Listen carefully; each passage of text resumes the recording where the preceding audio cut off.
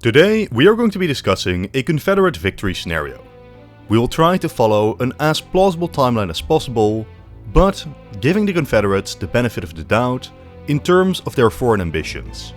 Primarily, we will be assuming that they don't get reconquered in any near term. We will also discuss their slavery system, analyzing how much of a future it may have had if the South had succeeded.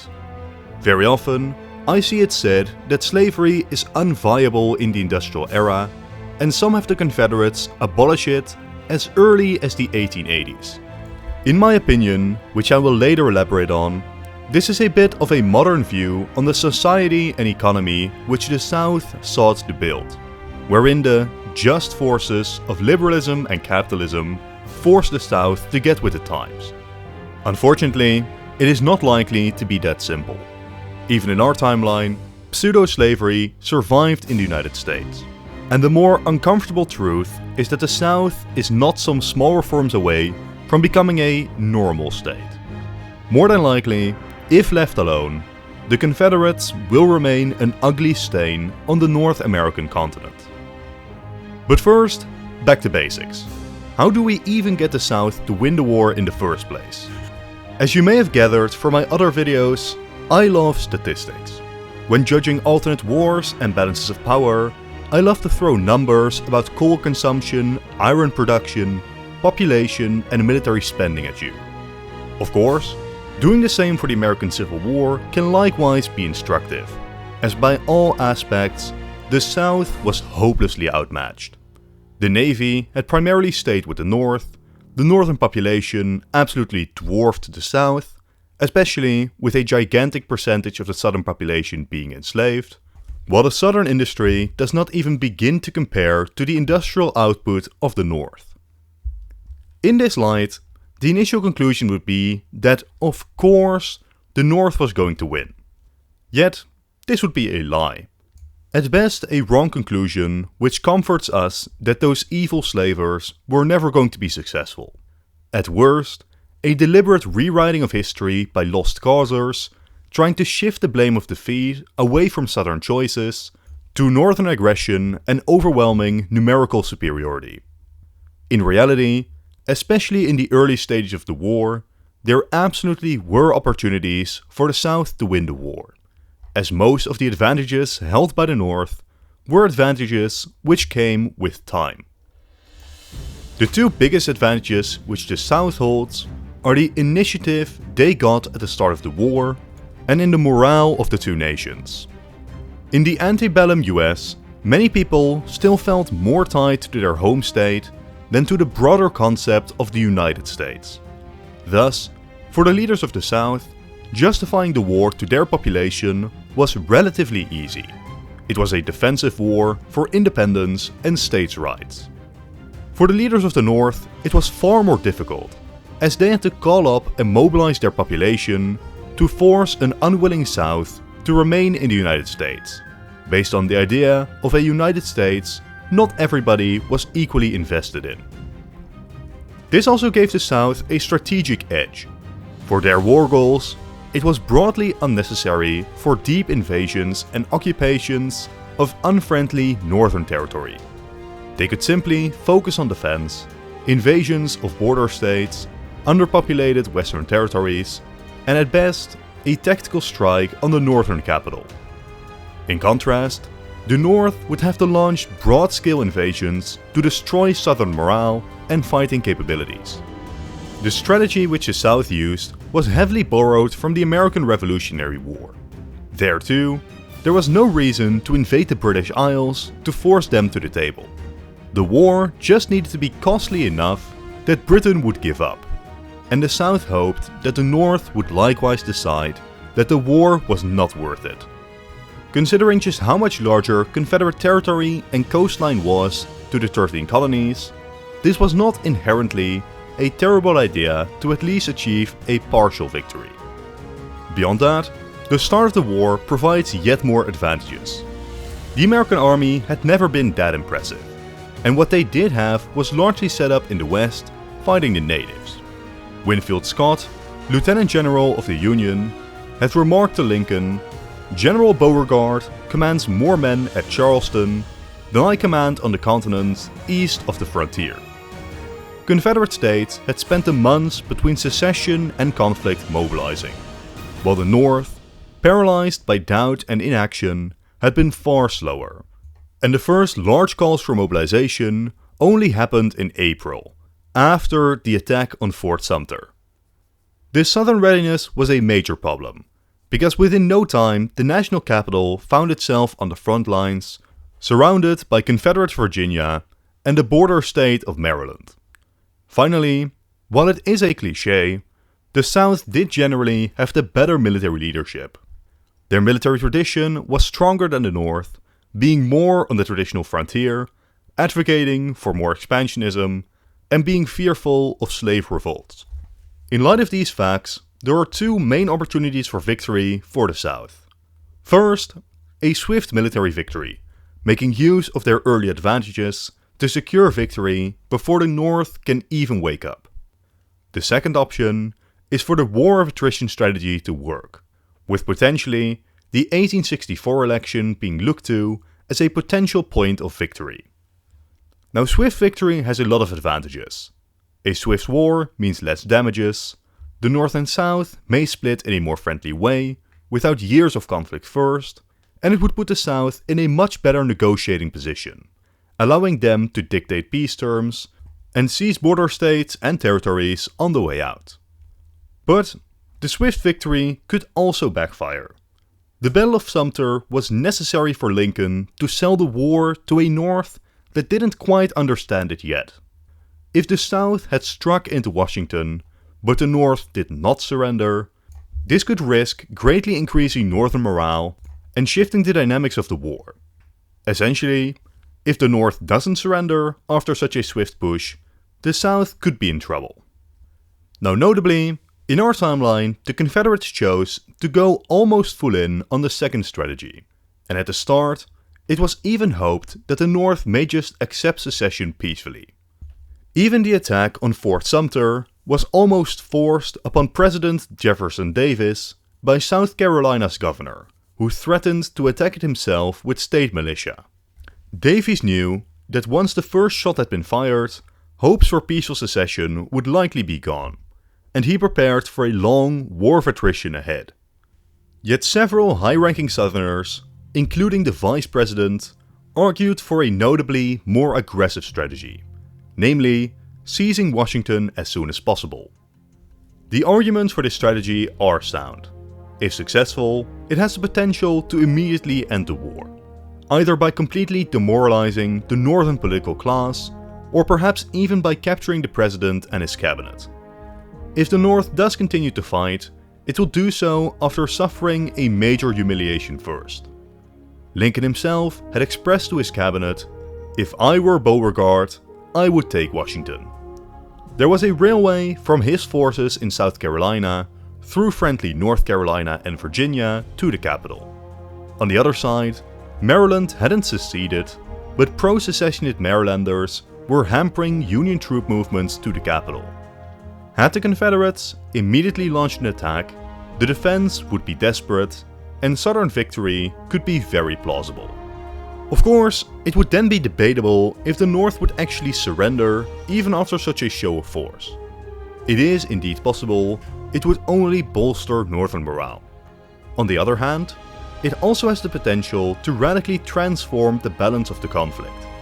The South would be on the offensive, and may well find themselves in a significantly better starting position, with Maryland potentially seceding too, and even the border states of Kentucky and Missouri potentially deciding that fortune favors the South and secede too. While a northern victory still remains plausible, the war on the whole would seem a lot more winnable for this alternate South. Perhaps an even more important factor is that such a striking Southern success may likewise embolden the European powers to get involved. It is widely recognized that the politicians in both Britain and France regarded the American Civil War as an opportunity. The United States was starting to become a true great power, and crippling it now by splitting it in two could allow for the Europeans to reassert and maintain their power in the Americas, and ensure that the US doesn't become a bigger threat in the future. Yet, for a variety of reasons, from a hesitancy to support an insurgent slave power to an unwillingness to get directly involved, they set out the conflict. The capture of Washington may just be a symbolic victory big enough that diplomatic recognition of the Southern cause becomes an option.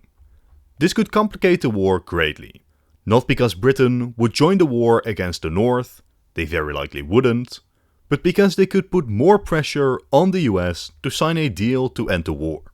Or they could give more aid and loans to the South, impose economic restrictions on the North, or even declare any blockade of the South illegal. Any of such moves would even further bolster Southern chances. We could also wonder, what if Lincoln was captured by the South? Never in history has any president been in such a compromised position, but it is far from impossible. Escaping Washington in a rush would be difficult due to general Confederate sentiments in the major Maryland cities. Even when Lincoln had rode into Washington for his inauguration, he rode in secret and disguise out of fears of rumors of a hostile plot. If the commander-in-chief was captured, this is another immense blow to the North, either forcing them to negotiate or having to empower the vice president as acting president. Either way, not good for the stability and morale of the North. Now, whichever route we choose, Lincoln being captured, the North being demoralized, or even a longer-term struggle which happens to favor the South more, we have constructed a reasonable, plausible route for a Southern victory, based on real plans called for by Southern leaders. For the sake of this video, we will go with the option where the North seeks a settlement soon after the fall of Washington. I'm sorry for the quick intermission, but by far most of you aren't subscribed. To keep up to date with all the latest releases, consider doing so. Thank you. So what might the South reasonably gain? Well, at minimum, any state which had already seceded by this point. Beyond that, there is some flexibility. Mostly, the slave states which hadn't seceded yet may be added to the Confederates, though even this may already cause controversy. Each of the border states had some sort of division between pro- and anti-secession forces, usually with divisions between state legislatures and governors. Maryland is the most likely to side with the Confederates considering their military presence, but Missouri and Kentucky may well devolve into mini civil wars, the conclusion of which depends on the actions of the Union and Confederates. The final official slave state is Delaware, but their slave population was almost non-existent, and secessionist sentiments were low, so they likely stay with the Union. Finally, in the West, the Confederates will undoubtedly demand the New Mexico territory, and in our timeline, they convinced the native of Oklahoma to their side, which they may still do here. Something like this would be a maximalist outcome for the Confederates. On a slight tangent, there is a minor change we could implement to California, which could ever so slightly benefit the South. A proposal had been made in 1859 to divide California in two, with the North remaining a state, but the sparsely populated South splitting off as the separate territory of Colorado. This effort was led by the Spanish speakers which dominated this area. This wasn't some crazy, far-fetched idea, implausible to succeed. Within California, it had been voted on in the proposed territory, and 75% had agreed to it. The California legislature had passed the act, and the California governor had signed it. The only thing now required was the federal legislature's permission. Yet here, it stalled due to the pressure of the secession crisis, and it was never officially implemented. Shifting the timing of this bill even slightly, or just having the legislature rubber stamp it quickly, could have split the Golden State just in time for the Confederates to pick up this relatively pro-Confederate territory as well. Now, this won't be a major plot point, so feel free to disregard it if you want, but for the sake of this video, I will show the entire southern border as dominated by the Confederates. Now, the very final thing I want to discuss before we delve into the Confederate victory is the concept of peaceful secession being accepted by the North. While this is not all too likely, it is not implausible either. Secession was unprecedented, and the North did not know what to do at the start. The debate around slavery had paralyzed the nation for decades, and letting the South go would be a way to solve that issue, allowing the North to reforge and refocus on their own priorities. Of course, getting this to occur would likely require changes to American political history, as this was far from the preferred outcome of the Republican political elite. But point is, it's not unthinkable. Perhaps by worsening US-British relations, maybe through letting the Pig War escalate, where rogue American generals may bring Washington and London close to war. This could plausibly cause the North to feel forced to concede the South out of fears of provoking a two-front war. Now there are benefits and disadvantages for the South in avoiding war. Of course, no conflict at all reduces damages to either side, and potentially reduces animosity between the two states further. The Union will have also practically legitimized secession, which may cause future political harm to them along the western frontiers and border with the South. Yet the downside is that the South could be significantly smaller. All of these states only seceded, or attempted to, after the Battle of Fort Sumter and Northern mobilization against the South. In the 1860 election, the anti-secession party of John Bell had won Kentucky, Tennessee and Virginia, and there is not a guarantee most of the slave states even join the South. We may even see the border states attempt to position themselves as a neutral hub between the two new nations.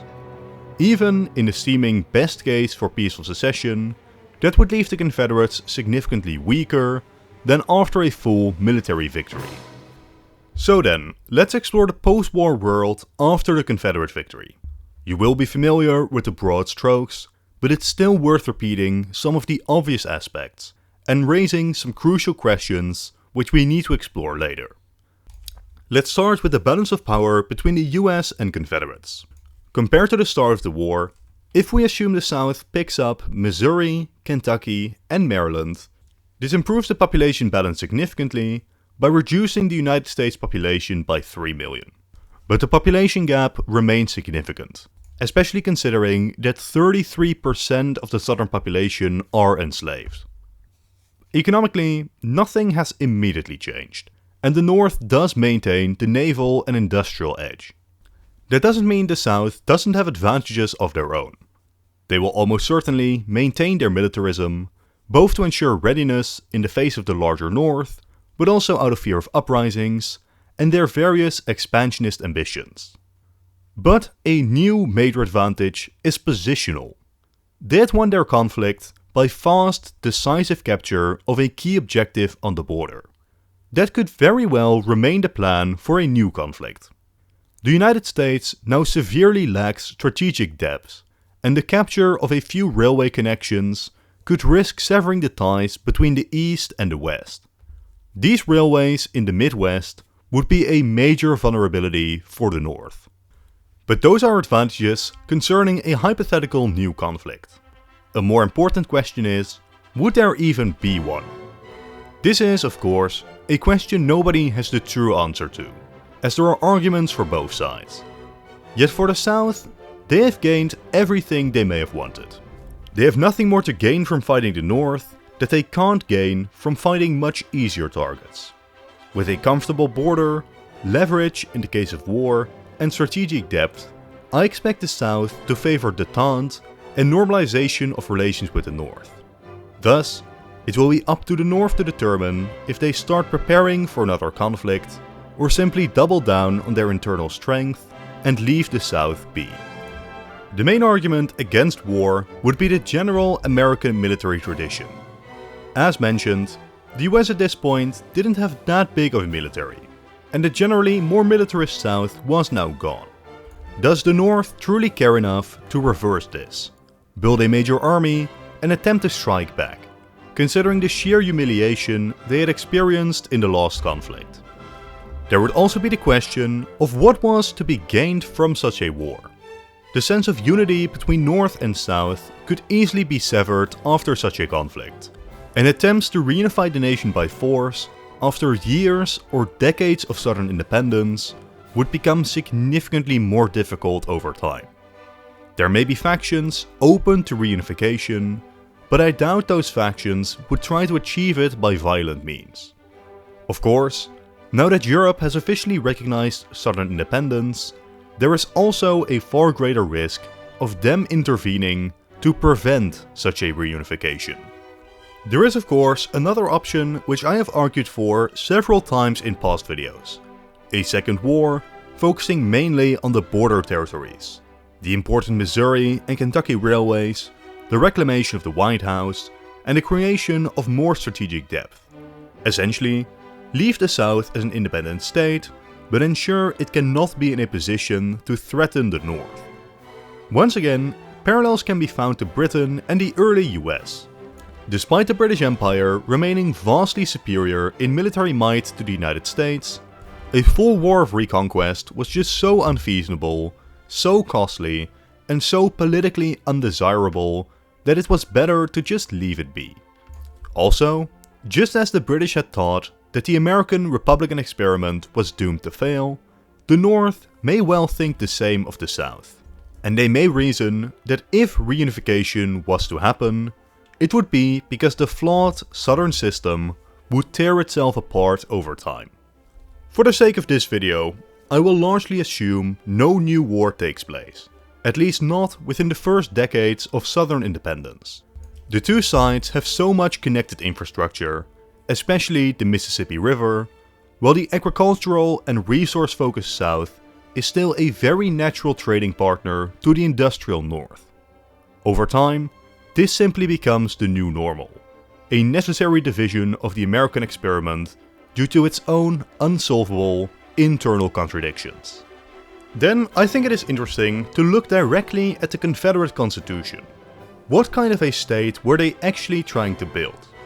First, the most obvious black mark of slavery. The Constitution went way further than just legalizing the institution. Slavery was protected to such a point that Congress legally wasn't allowed to pass any laws which could plausibly restrict the right to own slaves. This wouldn't just apply to full states. In any territory acquired by the Confederates, slavery would be immediately legalized and protected. At least, they did the bare minimum and disallowed the reopening of the slave trade. Beyond that, states' rights were enshrined even more, with mostly just the military and slavery being the aspects where Confederal law reigned supreme. Its political system resembled the US itself closely, but there are some changes. The president only served a single 6-year term, in hopes of preventing corruption and partisanship. There was also an attempt to bring the executive and legislature closer together, by allowing cabinet members to speak on the floor of Congress, weakening the strict division that exists in US politics. The Constitution spoke of a Supreme Court similar to that in the US, but historically it was never created during the war. A partial explanation for this were fears that the Supreme Court could override states' rights, so it is safe to say that if it is created, it would be weaker than it was in the US. In terms of expansion, new states could be added to the Union if 2/3 of the House and Senate approved. Economically, there are also some interesting aspects here. The Constitution directly prohibits the federal government from funding internal infrastructure projects aimed at improving commerce. These things would be singularly left up to the private investors and individual states.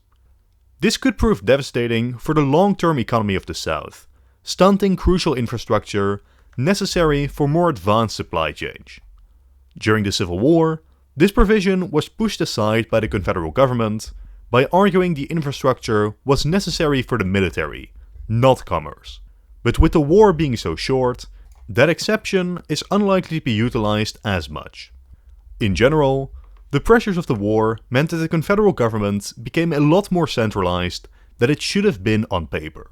But in this timeline, they may stick closer to their ideals.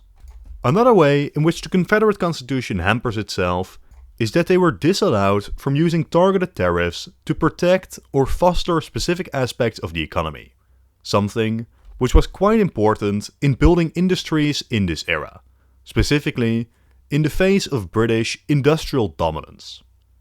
Yet, the agricultural South preferred free trade so that they could export their agricultural goods, which is yet another way in which the Southern economy intentionally doesn't develop itself into an industrial state.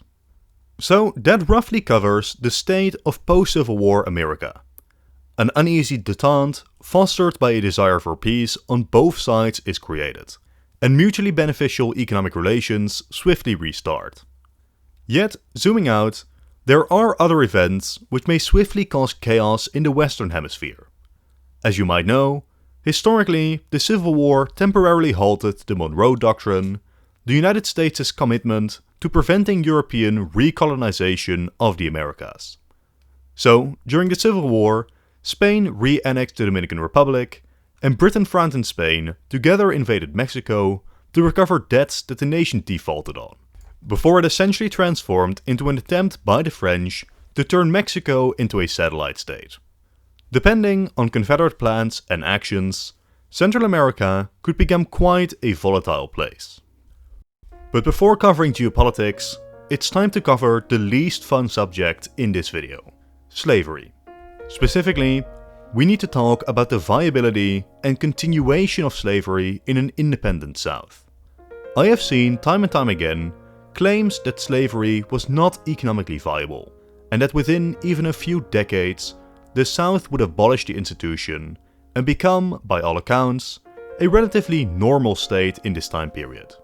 Now, I have already partially touched on this at the start, but I fear that this is a too optimistic, too liberal, ideological view of history as unstoppable progress, where the march of capitalism will convert the Southern slave owners, make them realize their own system is inefficient, and self-destructing the institution they have just fought a violent civil war over. On the other side of the coin, this is also an argument often raised by lost causers, people who have sympathies for the South, trying to change the focus of the war to states' rights rather than slavery. For these Southern sympathizers, slavery is a very inconvenient part of their narrative. So, arguing that the institution was destined to be abolished soon anyways, makes it much easier for them to lament the loss of the South. But it's important to differentiate between the morality of the system, which in the case of slavery was obviously in the gutter, amongst the worst thing humanity has done in search of profit, to its viability to continue. I think it is very valuable to recognize the very, very real chance that slavery could have continued way into the 1900s if the South had won the Civil War. There is no law of history that forces the good guys to win. The march of democracy and liberty is not self-evident. It is hard fought, won, and defended across centuries. Thus, crossroads where liberty was under serious threats, which the American Civil War very much includes, are important to discuss, to do justice to the institution the Confederates fought to defend, as underestimating the commitment to and durability of the slave system in the South leads to a warped and damaging view of the Civil War. Now, it's safe to say that slavery has historically been a very dynamic institution.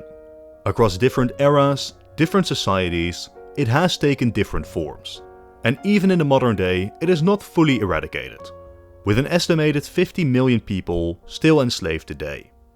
Some of these are part of very well-known supply chains. We know that slave labor contributes to mining operations in Africa, that it contributes to coffee and cacao production, yet the massive societal outrage over these practices, despite living in the era of social media, is very lacking. In that light, the idea that the people of Europe would, in the latter 1800s, be so outraged about the institution that anything produced in the Confederates gets boycotted seems unlikely.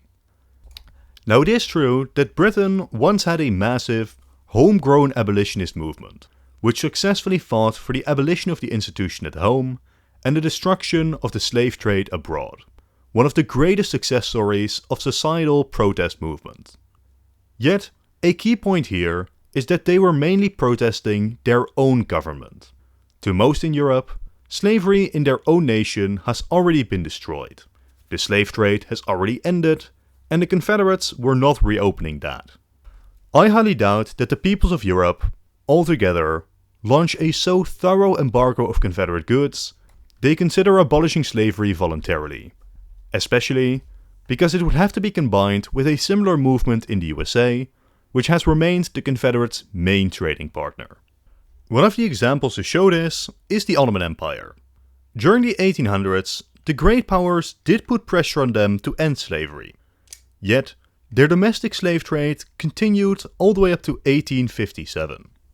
Existing slaves then remained, working in households and the imperial courts, and an extensive system of restrictive serfdom was practiced, which semi-enslaved a large amount of Circassian refugees fleeing the Russian Empire. None of this was enough for the West to totally block Ottoman commerce, nor to allow its destruction at the hands of Russia. Now, while the Confederate slave system was far broader in scale and cruelty, they were also a lot more economically important, and they served an important geopolitical role in keeping the Americas divided, so the US is not a threat to Europe. For as long as the existence of the Confederates essentially allows Britain to maintain their hegemony, I doubt they're going on an anti-slavery campaign against the Confederates, or at least, not one with the force required for the South to abandon the institution. Of course, you will all be aware that abolishing slavery is not the only battle to be waged in the South.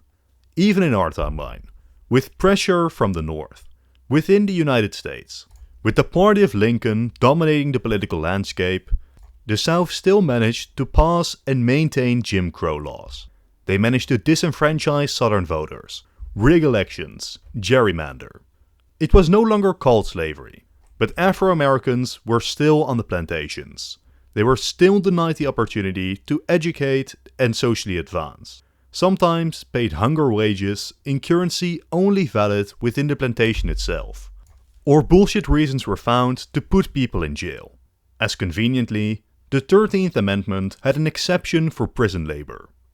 Even if my analysis is totally wrong, and Europe and the US do put in the effort to ensure the South abolishes slavery, little would fundamentally change, except the European liberals would sleep a bit better because of a name change. Now, another argument is that slavery was meeting its natural economic end. Capitalism and fair labor was just more efficient than slavery was. While this is absolutely true on a societal scale, what this misses is that the elites don't always care for what is the most efficient for society overall. For example, it would have been very beneficial for Russia to abolish serfdom as soon as possible and embrace industrialization.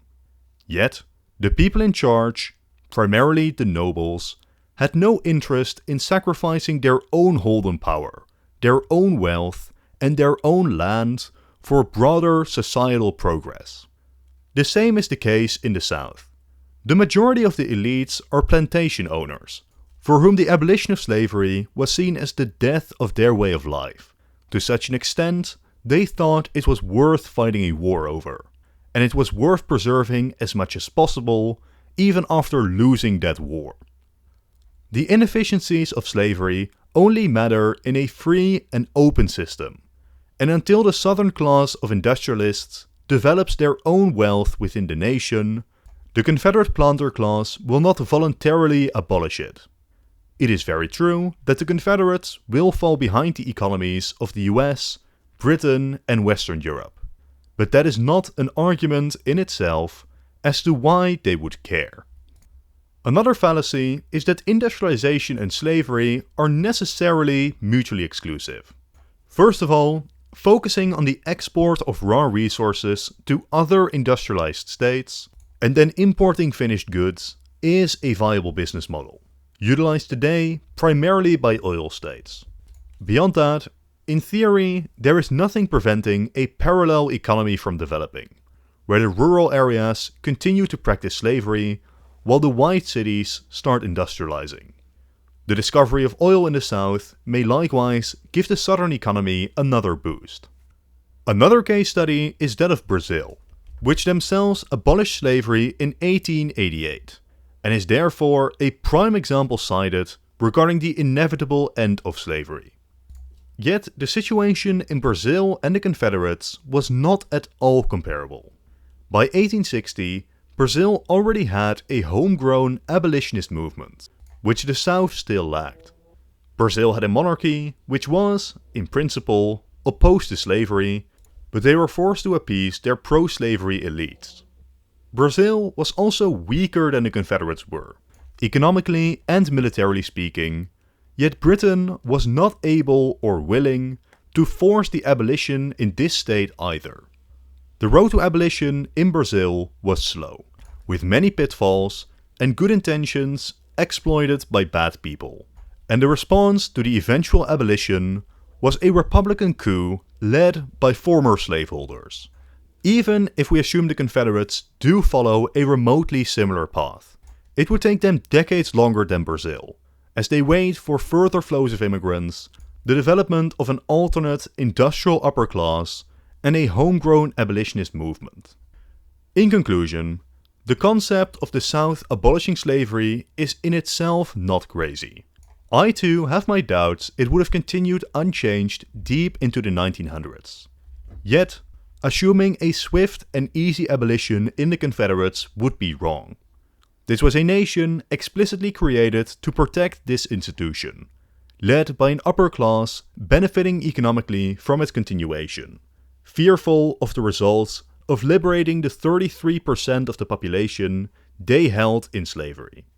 The road to abolition in the South would be long and slow, and even when successful, would likely make way to a rebranded system which does little to fundamentally make the system better.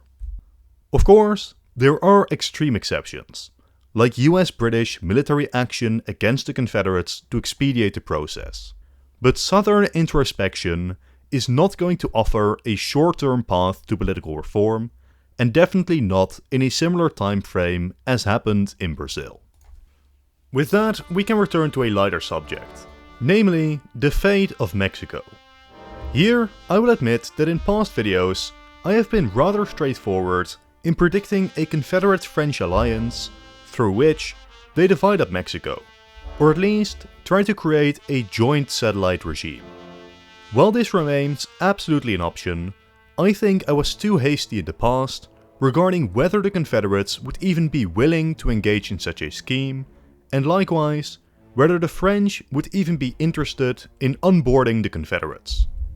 For France, I previously underestimated that their goal was not the conquest of Mexico, it was the creation of a Mexican empire with a puppet on the throne. In that light, starting up your puppet's rule by signing over half their nation to a foreign power is unlikely to be a recipe for success. That doesn't mean France may not still try it, but it is a significant argument against Confederate support. For the Confederates themselves, I think I underestimated their hesitation to even work with the French in the first place. This mainly stems from a case of misused hindsight. We know that the French are going to be defeated in 1870 by Prussia. Thus, whatever regime they set up in Mexico, French influence will collapse within a decade anyways. Yet, that is not an event Confederate leadership could have predicted. In 1860, France was arguably the second most powerful nation in the world, only behind the British. The United States was a close competitor, but their own division had ended that idea. Considering the Confederates had interest in dominating Mexico themselves, allowing the second most powerful global power to set up there seems like a pretty bad plan. Now here, I think it's interesting to look at the foreign policy of the Confederates, specifically Jefferson Davis, the first Confederate president, as well as general broad goals held by the South in this era. You may be aware of the Knights of the Golden Circle. Their goals were not aligned with the Confederate government, yet they are interesting in showing the most extreme ambitions of some Southern slaveholders. They had hoped to annex all of Mexico, Cuba and the broader Caribbean, the Central American states, and even northern South America. Back when the US was still united, the idea was then to create new slave states to swing the balance of power within Congress. Now, with the Confederacy established, they represent the upper limits of extreme southern expansionism. The most notable goals though were Cuba, very nearby with a massive plantation slave economy already, and specifically northern Mexico, which by this point was sparsely populated. Finally, the states of Central America were small and weak, and thus potentially easy targets. In light of these ambitions, you may expect the Confederates to behave like rabid dogs, itching for a fight with whomever if it achieves their expansionist goals. Yet, that is not actually what we saw from the Davis administration. Across the war, foreign policy was marked by realpolitik and opportunism. If you gave them the chance to achieve all of this, they very well might. But they had to operate in a world where the opinion of nations like Britain, France and the United States very much mattered for the extent to which the Confederates could operate. By all accounts, of the four powers operating in the Americas, the Confederates were the weakest, and it would be crucial to operate with the consent of these powers, even after the war is already gone. Going completely crazy and alienating the other three would prove a major risk for the South. And from the evidence that we have, Davis and his administration largely understood this. In that light, back to the invasion of Mexico. One quite plausible outcome is that the invasion just never happens. Without much of an American Civil War, Europe may just never try. The North and South could even maintain the Monroe Doctrine together. For the fate of France, this doesn't likely change all too much, but for Mexico, the change is fundamental. Of course, a costly civil war is avoided, which is good. But on the other hand, the long-standing political troubles in Mexico between liberals and the conservatives wouldn't have been solved. The fact that the conservatives largely backed France's puppet Maximilian of Habsburg meant that post-war they were discredited as a faction, and Mexico entered a comparative era of calm and reform. Without a French invasion, political chaos may continue for longer, allowing opportunities for the Confederates to exploit, which we will get into later. Now, if France does invade, we have a couple of options again. In a crazy timeline, we could see the Confederates fighting with Mexico against the French. For true insanity, the US likewise maintains their commitment to the Monroe Doctrine. But if the Confederates don't defend Mexico, I doubt the US will intervene in force themselves. So that leaves the Confederates with three options: joining the French invasion, neutrality, or doing their own thing altogether. Here there is one man who, with or without a French invasion, can determine the fate of the nation: Santiago Vidaurri. He was the governor of Nuevo León and Coahuila in northern Mexico, at a time when central authority was very weak. In essence, he was in control over a practically independent state, coming into conflict with Juárez, the president. During the American Civil War, Vidaurri saw the Confederates as a way to safeguard his own position, and he was very enthusiastic about their confederal government. He didn't just seek close relations with a powerful neighbor. He went as far as offering to join the Confederacy. Secessionist thought in this region wasn't unprecedented. In 1851, there was an attempt to form the Republic of Sierra Madre. In 1840, there was an attempt to form the Republic of Rio Grande. In an attempt to shore up his own power, joining the states' rights Confederates seemed like a logical enough move, giving him the backing he might need against the Mexican government. Of course, it is also possible that Vidaurri was not fully sincere in his proposal to actually join the Confederates. If I had to guess, him forming a fully independent, pro-Confederate state was more likely. But even if he was serious, the Confederates historically refused, both out of fear of the war expanding into Mexico and because they feared that France and Britain may not look kindly on an openly expansionist South. And as long as the Civil War raged, there were hopes that the European powers could still help the South win. This is arguably the most concrete example of Davis's realpolitik. He realized the risks of accepting, so despite his interest in Mexico, he refused. Yet still, he sent a representative to Nuevo León to to make an account of the population and economy of the region. Davies was keeping his options open in case opportunity arrived later. Relations were also sought with other northern Mexican governors, potentially paving the way for the Confederates to later cement their power in the region. Now obviously, with the Civil War already won, the Confederates would have far more leeway to seriously consider the situation in Mexico and how they might stand to benefit. If Hidari still makes a similar offer, this would be the perfect opportunity to manufacture a Confederate-Mexican War, which bears striking resemblance to the American annexation of Texas, leading into the Mexican-American War. This war happening is quite likely, and thus the question becomes, what might the Confederates seek from this conflict? Simply securing Hidari's possessions, influencing northern Mexico at large, or perhaps a far broader conquest of all of Mexico? Well, this last one is unlikely. Despite what Golden Circle lunatics might want, the annexation of Mexico by the Confederates would be way more trouble than it is worth. The free population of the Confederates was about 8 million. Mexico had 8.5. The annexation of the entire nation would turn the Confederates into a plurality Hispanic nation, and ensure over half the population does not like the government, especially since Mexico had long ago abolished slavery, and the Confederates reintroducing it would not be popular. So I might expect the Confederates, rather than aligning with France, starting to rile up their own base of support in the north.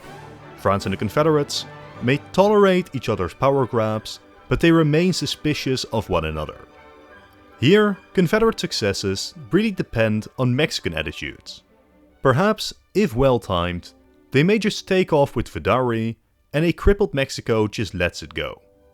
Alternatively, we may see a broader invasion of the north, seeking alliances with local governors, and potentially either intervening on one of the two sides of the Civil War, or trying to play both sides. Now, assuming the intervention doesn't spectacularly backfire, getting the Confederates involved into a years-long guerrilla war in Mexico, the Confederates may well make off with some form of influence or conquests in northern Mexico. As for the rest of the nation, years of war will have left them exhausted, and whichever side ends up winning, the Confederates will be breathing down their necks. Mexico wouldn't necessarily be a Confederate satellite, but their military threats would leave it little room to maneuver. Moving on to some international consequences, the United States has always held a rather unique position in European political development. At a time when Europe was still dominated by monarchies, the United States was not just the frontier of democracy, it was the frontier of republicanism. Even in a nation like Britain, where they did experiment with democracy and constitutionalism, the idea of doing so without a monarch was considered insane. By 1860, all major European republican experiments had either been hijacked by monarchs, were so radical they threatened their own success, or they were simply defeated by reactionary forces. From a European perspective, full-on republicanism began to seem as a doomed concept, and constitutional monarchy was the way forwards.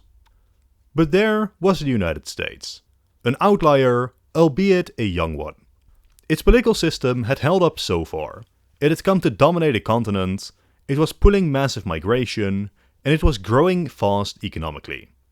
But now came the biggest test on whether representative democracy was truly fit for wider implementation.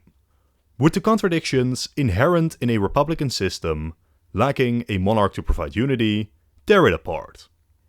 In our timeline, the American victory could be argued as a victory for republicanism itself. Lincoln himself certainly viewed the war in this light, as protecting American exceptionalism and the very concept of republicanism. Thus, the defeat of the Union could be a heavy blow to European republicanism. The only shining example of a successful republic had not just torn itself apart, it had done so by allowing the ugliest part of itself to break free, fester, and further spread its ugliness. While the effects may be subtle, political thinking and public opinion in Europe may sway further to the conservative, further focusing on extracting concessions from the monarchs rather than overthrowing them. Our prior example of Brazil may likewise be impacted by a Southern victory. Abolitionists and slavers alike followed the American Civil War with great interest, discussing the causes and issues of the conflict, the damages it caused to the nation, and the odds of similar violence spreading to Brazil itself. Then, not only did the slavers lose the war, the US now openly took a strong anti-slavery stance internationally. With such a short civil war, in which the slavers were victorious, it is very well possible that Brazilian abolitionism is further slowed down as well. But back to geopolitics. There is one more objective which above all we need to discuss in detail: Cuba. Cuba had been on Southerners' mind as early as 1820, with President Jefferson noting that the US should, at the first possible opportunity, take the island. In the decades following, interest only grew, partially because of broader manifest destiny, America's perceived natural hegemony over the continent, but also because of increasing political division between free and slave states, in which Cuba could further extend slave power. Interest peaked just a few years after the Civil War, when the Ostend Manifesto was written by several American diplomats, outlining why the US needed Cuba and they should attempt to buy it, and if Spain refused, they should consider military action. Of course, this did not go down well in Europe, nor in the northern free states. But arguably, a perfect opportunity would present itself soon after the Civil War, as what is now known as the 10 Years' War broke out in Cuba, essentially an independence war. This was rooted in all sorts of issues. For example, the slave trade was officially banned, yet 90,000 new slaves had still arrived on the island somehow. Spain was also refusing to give representation to their colonies, and there was a growing abolitionist movement on the island. Even better, in the midst of this independence war, Spain itself had a civil war, further weakening any potential defense of the island. What the Confederates do is difficult to say, but by this point, France would be too distracted by the rise of Prussia, leaving chiefly the British and the Americans as spoilers of an invasion. As if either of them opposes Confederate actions, I doubt they would be able to achieve naval supremacy, and Cuba may not be worth a great power conflict over.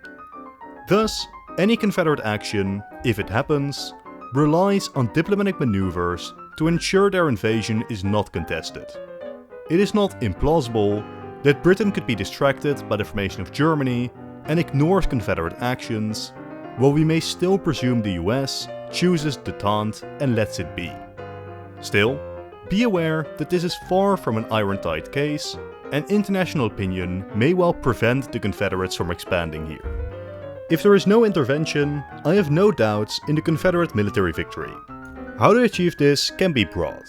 A simple military invasion is of course an option, but they may also try to present themselves as the defender of the island's elites, while Spain was incapable of providing sufficient protection. Just a few of the island elites officially calling in for Confederate aid could massively help the legitimacy of this invasion. Regardless, in one way or another Cuba, and perhaps Puerto Rico too, falls to the Confederates. By now, we're reaching the point in the scenario where I will stop with the concrete, specific predictions. We have only covered a few decades following the Civil War, but changes are already starting to pile up in a way that I will now have to shift to broader conclusions. So to start off, what might be other expansion opportunities for the Confederates, if there are any? First, Cuba again. If they didn't seize them in the War of 1868, fact is that Spain will remain a weak power across the century. And if at any point opportunity presents itself, the South will likely seize it. An interesting side note is that the Confederates are unlikely to seize the Philippines like the US did in our timeline. And it remaining with Spain has interesting implications on future Asian geopolitics, either by later selling them to other powers, or by involving Spain in later wars in the region. Speaking of, depending on how much the United States invests in their western territories, they may also not directly acquire Hawaii, and even Alaska could be in doubt. While the Russians would likely be open to selling, I am not convinced the US would be open to buying it so soon after a humiliating defeat. It may be bad PR to spend money on relative frivolities after losing half your country, including the capital. Also, in general, I'd expect the US to focus a lot more on their core eastern territories, slowing the general rate of colonization and their investment in the Pacific at large. Either way, through the lack of the Philippines, and potentially Hawaii and Alaska, the US has far less of a sway over Asia. Then there are the Central American states. In the years before the Civil War, American filibusters had attempted to forcefully seize territories across the region, usually in hopes of them being added as slave states to the Union. This was an overwhelmingly Southern practice, and it may become a strategy encouraged by the Confederates to build yet more influence in the region, while maintaining plausible deniability in the face of foreign condemnation. As always, this succeeding relies most of all on whether or not the foreign powers allow them to. But Confederate power in the region expanding is far from implausible, with Panama an interesting example where the Confederates may support anti-Columbian rebels to gain control over that nation. There is also the Dominican Republic, which in our timeline had taken on immense debt. The situation so drastic, they considered selling the Samana Peninsula to the US. Yet President Grant wanted even more, and he offered to outright buy the entire country. The Dominicans actually accepted, and a referendum on joining the US passed, but Congress struck it down and the idea died there. But this does offer possibilities for us, and while I doubt that the anti-slavery Dominicans would be open to becoming a Confederate territory, they may just be open to selling the peninsula still. Alternatively, and arguably more interestingly, in timelines where the US remains opposed to the Confederates, they may still put a bid on the islands to counter growing Southern influence in the region. Other purchase opportunities are the Danish West Indies, likewise under negotiation in our timeline, as well as the Swedish Indies and even French Caribbean territories. In our timeline, as Congress struck down the Danish deal, France and Sweden also lost interest, but there is a lot of potential for US or Confederate colonies in the Caribbean. With that, I think we have pretty much covered the extent of plausible Confederate expansion and goals. As for the rest of the world, there are so many possible changes, all of which are difficult to predict due to the butterfly effect. Yet still, at the very least, we need to discuss the potential that I was wrong, and the US does harbor vengeance against the Confederates. Quite possibly, it takes years, if not decades for the US to prepare, but as the gap between the powers continues to grow, so does the desire to cull the Southern slaveholders. This also speaks to the potential that US politics may swing significantly to the left in this timeline, without the South as a bastion of US conservatism. This doesn't mean communism takes over, but a more European-style socialist party could very well form. In light of these progressive left-wing ideals, there may come another ideological incentive to launch a war of liberation against the South. For the North to actually strike, three things need to happen. First, the political will needs to be there. Second, the US needs to change their mindset about the military, and a large-scale peacetime buildup is necessary, which will undoubtedly cause an arms race and tensions with the South. Then third, as always, Britain needs to be okay with it. Their position as masters of the oceans, and Canada, means the war is just too risky without their approval. But if all three are met, we could indeed see a war break out. Of course, you won't be surprised that I will once more point to the North as the more likely victors in such a conflict. More people, more industry, more money, etc., etc. In the more moderate cases, we can see some border states returned, Western territories stripped, and in the case the Confederates have expanded, Caribbean territories liberated or seized, and the Mexicans seeing a revival. The South may survive, but they are now so thoroughly surrounded by the Union, they can no longer act as a great power, and they may even be forced to abolish slavery. Yet, the most radical outcome could very well see the North form something akin to New Africa, wherein the states with the highest percentage of enslaved people may just form an entirely new nation, while the US seizes back the remnants of the Confederates, with big population exchanges between the two states afterwards. Another option is that the American states are pulled into the European balance of power. Most likely, this would occur if the British decide to treat the Confederates as a true ally, causing US-British relations to suffer greatly. Perhaps this could cause the US to align more with the Russians, who were engaged in the great game against Britain. While I would still bet on peace in Europe prevailing, it would be interesting imagining a world in which the British are trying to maintain the Confederates in the Americas, while also maintaining the Ottomans against the Russians. Then finally, I can hardly end this video without discussing the potential for how this may impact World War I.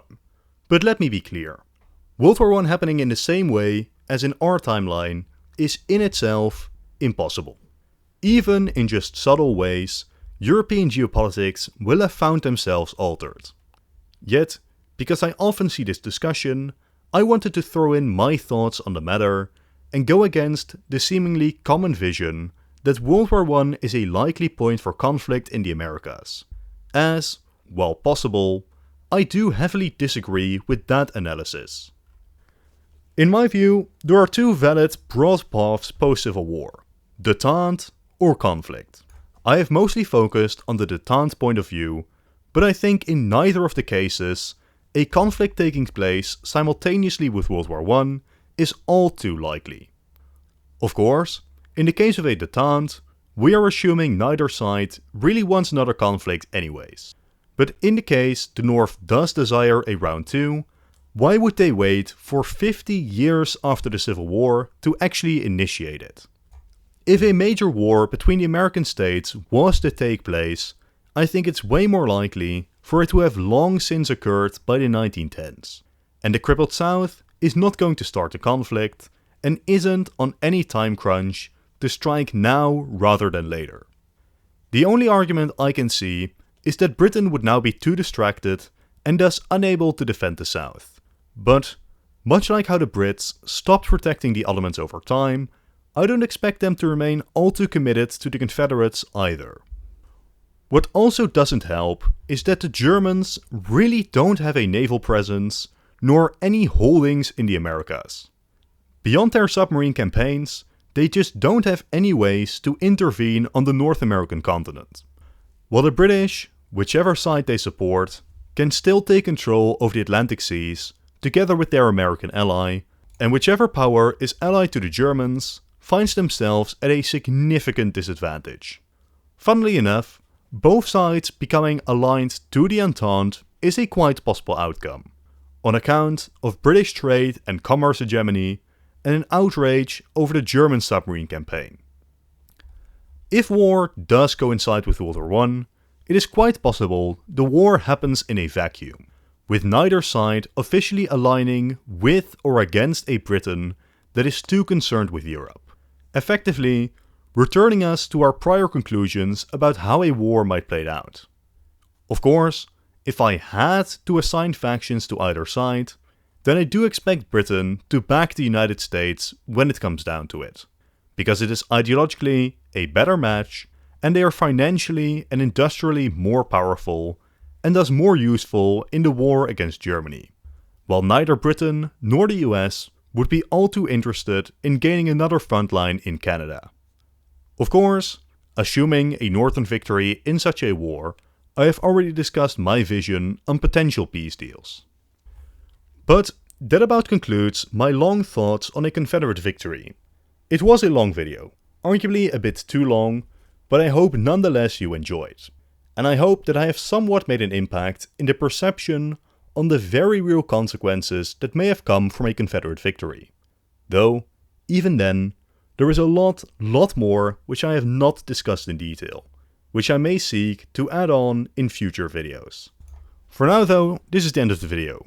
Thank you all for watching and consider leaving a like and a comment as well as subscribing. If you enjoyed this video, click the video on top to watch another in this series. If you've already seen it, I'm sure the bottom video is great too. Once again, thank you all for watching and goodbye.